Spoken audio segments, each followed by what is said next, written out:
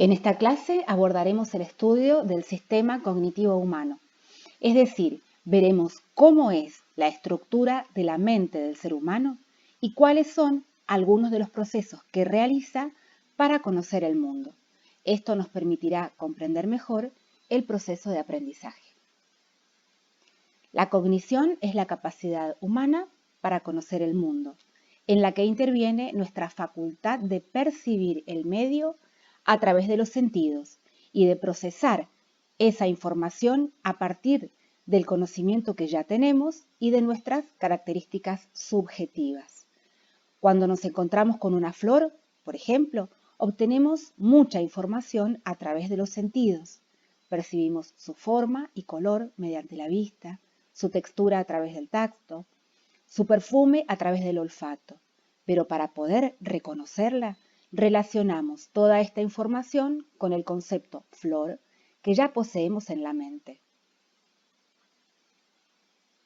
Por eso, para conocer el mundo se pone en juego una serie de estructuras, representaciones y procesos mentales que juntos forman el sistema cognitivo.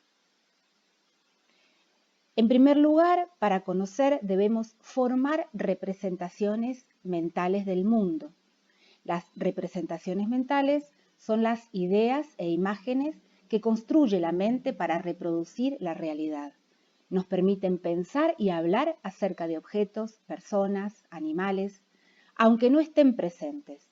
Por ejemplo, podemos conversar acerca de los koalas, aunque no tengamos uno enfrente y ni siquiera nos encontremos en su país de origen, Australia. En este sentido, el lenguaje es una forma de representación de la realidad para comunicársela a otro. El lenguaje nos permite comunicar información acerca de objetos, personas, animales, aunque no estén presentes. Por eso, lenguaje y cognición se articulan. Los niños construyen representaciones mentales en interacción con el adulto a través de experiencias lingüísticas y no lingüísticas. En segundo lugar, conocer implica poder guardar información acerca del mundo, es decir, representaciones mentales por un tiempo prolongado en la mente y poder acceder a ellas cuando lo necesitemos.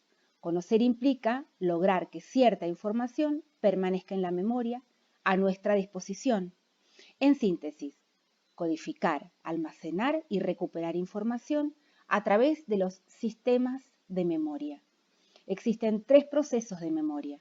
La codificación es el proceso por el cual transformamos la información que recibimos por medio de los sentidos en una representación mental. El almacenamiento es el proceso por el cual guardamos esas representaciones en nuestros sistemas de memoria. Por último, la recuperación nos permite acceder a las representaciones guardadas cada vez que lo necesitamos. Por ejemplo, como se ve en la imagen, si nos encontramos en la naturaleza debemos recuperar la información que tenemos acerca de animales y plantas propios del lugar donde estamos.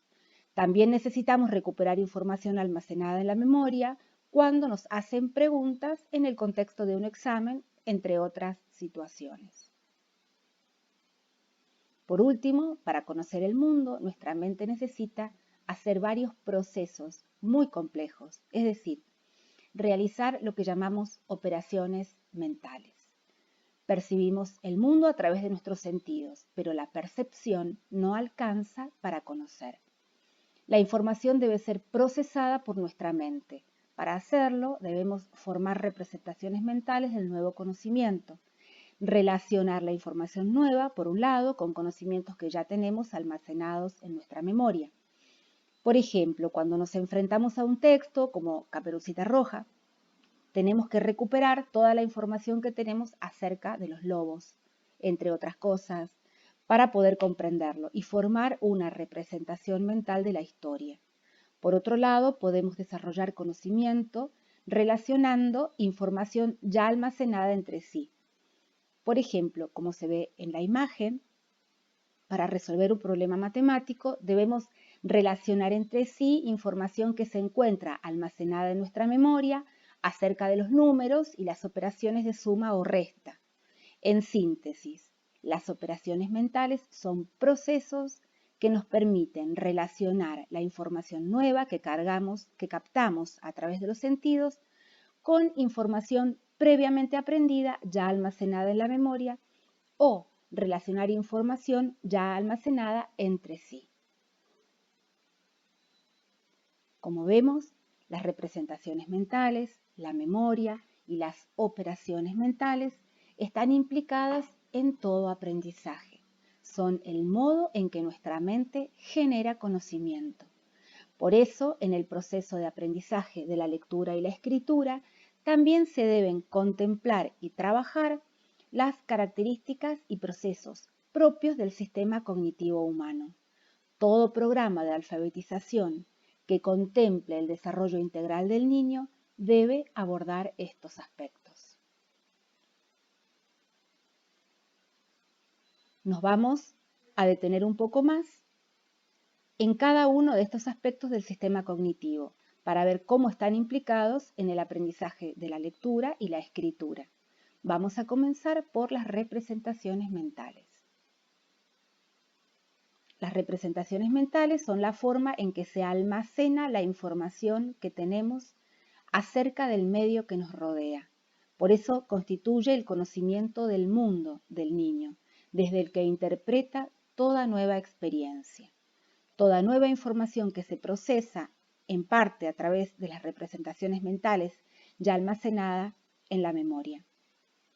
En un contexto de aprendizaje, es necesario prestar atención al conocimiento del mundo que tienen los niños para poder partir de estos saberes y ampliarlos.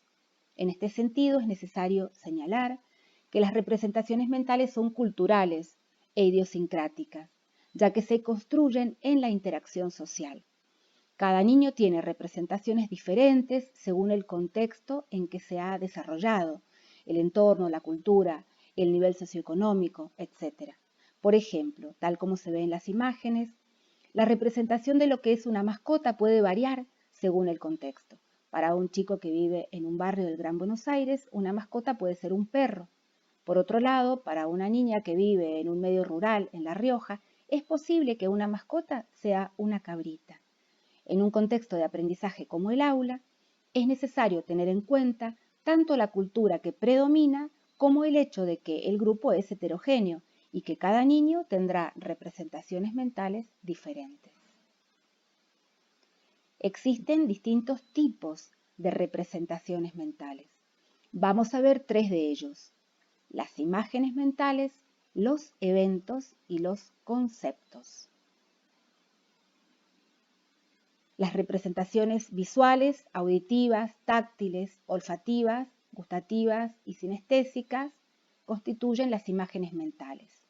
Formamos representaciones mentales visuales, auditivas, olfativas, gustativas, táctiles y sinestésicas de objetos, eventos, personas. Cuando evocamos a una persona, una amiga de nuestra infancia, por ejemplo, podemos vivir una experiencia cuasi perceptual al recordar el color de sus ojos, su voz. Se nos presenta internamente la imagen, visual en el primer caso y auditiva en el segundo. Los dibujos que nos permiten formar una imagen visual son muy importantes para la comprensión porque se recuerdan mejor que las palabras.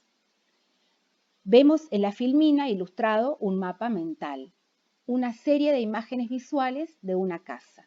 Los habitantes de esa casa se trasladan de un lugar a otro sin problemas porque han formado representaciones de esos lugares que les permiten moverse en forma automática. Son mapas cognitivos sobre país, ciudad, pueblo, casa y objetos específicos.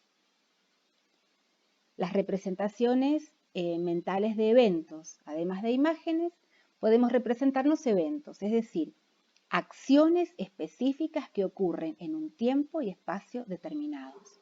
Los primeros tipos de representaciones de eventos que los niños adquieren son los guiones. Son secuencias de acciones ordenadas temporal y causalmente. Estas secuencias se corresponden con las rutinas diarias de los niños: el baño, la comida, el cambio de pañales. Al ser acciones que suceden de forma repetida en su vida diaria, resultan más fáciles de ser almacenados en la memoria. Los guiones permiten, en primer lugar, automatizar ciertas conductas. El niño ya sabe qué acciones debe llevar a cabo en sus rutinas y esto permite que no tenga que prestar tanta atención a lo que está haciendo. Por ejemplo, cuando nos levantamos todos los días, nos vestimos, nos lavamos los dientes, desayunamos y no estamos pensando en cómo se realiza cada acción, sino que las hacemos de manera automática. En segundo lugar, incorporar los guiones permite a los niños comenzar a formar conceptos de los elementos involucrados en una rutina, por ejemplo, y también nociones de causalidad y temporalidad, es decir, cómo se encadenan las acciones. Asimismo, los guiones le dan al niño seguridad porque saben qué va a suceder antes de que algo ocurra. Los guiones constituyen representaciones mentales fuertes porque su repetición diaria hace que estén muy consolidados en la memoria de niños y adultos. Por eso puede ser un buen recurso a tener en cuenta en tareas de escritura de textos breves durante el proceso de alfabetización. Si los niños deben escribir un texto de manera espontánea, pueden encontrarse con muchas dificultades. Esto se debe a que dirigir su atención a diversos procesos al mismo tiempo, pensemos, planificar el contenido del texto que van a escribir, ordenarlo en párrafos y oraciones, y además de todo esto deben prestar atención a la transcripción, es decir, convertir los sonidos en letras, dado que todavía se encuentran en proceso de alfabetización. Todas estas operaciones sobrecargan la memoria del niño. Por eso puede ser muy útil facilitar alguno de estos procesos al recurrir a los guiones. Si solicitamos a los niños escribir alguna rutina diaria, se simplificará mucho el proceso de planificación, ya que tendrán el contenido del texto a escribir muy presente. Entonces podrán dirigir su atención exclusivamente a los procesos de textualización y transcripción y entonces realizar la tarea sin mayor dificultad. Los conceptos son ideas abstractas que permiten clasificar, categorizar y agrupar una gran cantidad de objetos. De esta manera reducimos la complejidad del mundo al ordenarlo en categorías. Cada vez que vemos un gato, por ejemplo, lo podemos identificar como miembro de una categoría.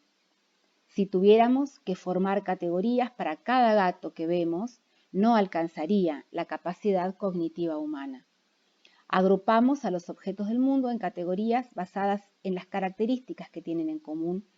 Estos rasgos pueden ser perceptivos, es decir, según su color, su tamaño, su forma, o pueden ser funcionales, es decir, de acuerdo a lo que el objeto hace o puede hacerse con el objeto. Por ejemplo, podemos categorizar objetos en función de una característica perceptiva, como la textura, y agrupar una serie de animales que sean peludos. O bien podemos agrupar una serie de objetos en función de características funcionales y establecer la categoría de instrumentos musicales. Así logramos reunir un gran número de elementos heterogéneos en un mismo grupo. Los conceptos comienzan a formarse desde etapas muy tempranas. Se desprenden de las representaciones de eventos. En un principio están muy ligados a los contextos de actividad en que son construidos, pero se van haciendo cada vez más abstractos a lo largo del desarrollo. Por ejemplo, en el contexto de la rutina baño, el bebé forma conceptos sobre el agua, el jabón, la esponja, las personas involucradas, etc. Al principio esas ideas están ligadas a ese contexto en particular, pero más adelante se hacen más amplios y abstractas. Los conceptos se ordenan jerárquicamente. Los significados de algunos se incluyen en otros. Mastín, por ejemplo, se incluye en perro y perro a su vez en mascota y mascota en animal. El concepto de animal es un concepto muy general. En el árbol conceptual se ve qué relación establecen los conceptos entre sí. Así, por ejemplo, la categoría mascota agrupa una gran cantidad de ejemplares que comparten ciertas características. Los conceptos nos permiten simplificar el mundo y reducir su complejidad, ya que agrupamos gran cantidad de objetos en un mismo grupo. En nuestra mente, los miembros de una categoría se encuentran relacionados. Por eso, cuando mencionamos un elemento, automáticamente se activan en nuestra mente todos los que están relacionados con ese elemento. Por ejemplo, si escuchamos la palabra perro, probablemente se activen también gato, conejo, correa, veterinaria, etc. Dentro de una misma categoría siempre existe un miembro que constituye el mejor ejemplo. Se lo conoce como prototipo. El mejor ejemplo de cada categoría varía de una comunidad a la otra. Por ejemplo, cuando hablamos del concepto de mascota, tal como lo mencionamos antes, en un barrio del Gran Buenos Aires el prototipo puede ser un perro, mientras que en un entorno rural el prototipo puede ser una cabrita. En términos generales, un prototipo es el miembro de una categoría que más rasgos definitorios posee. Por eso, en nuestra cultura, perro resulta el mejor ejemplo de la categoría mascota. Esto se debe a que, por un lado, tiene más rasgos esenciales del grupo que hurón, por ejemplo. Por otro lado, es un elemento de nivel básico, es decir, no es tan específico como pastor alemán, ni tan general como animal. Los prototipos son siempre los que se encuentran en un nivel básico dentro de una jerarquía. Es importante recordar este concepto de prototipo cuando enseñamos, porque tienen algunos efectos muy claros en la forma en que procesamos el conocimiento. Son más fáciles de reconocer como miembros de una categoría, se suelen nombrar primero, hay menos errores para clasificarlos, son más útiles para explicar un concepto porque se comprenden más rápido. Pero los prototipos varían de una comunidad a otra. Para un niño el prototipo de pájaro puede ser la paloma y para otro puede ser un loro. Si en un texto aparece la palabra pájaro, cada niño puede activar un pájaro diferente. Esquema es un término muy general que se utiliza para referirse a todo tipo de representación mental, ya sean imágenes mentales, eventos o conceptos.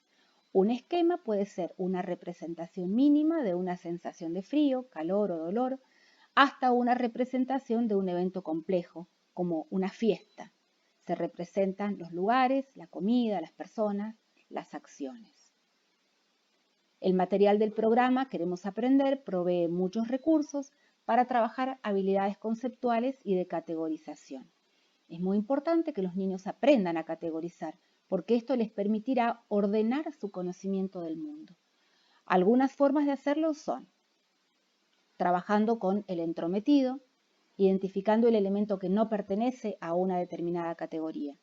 Los niños tendrán que agrupar objetos que tienen características en común según algún criterio y excluir a los que no concuerdan.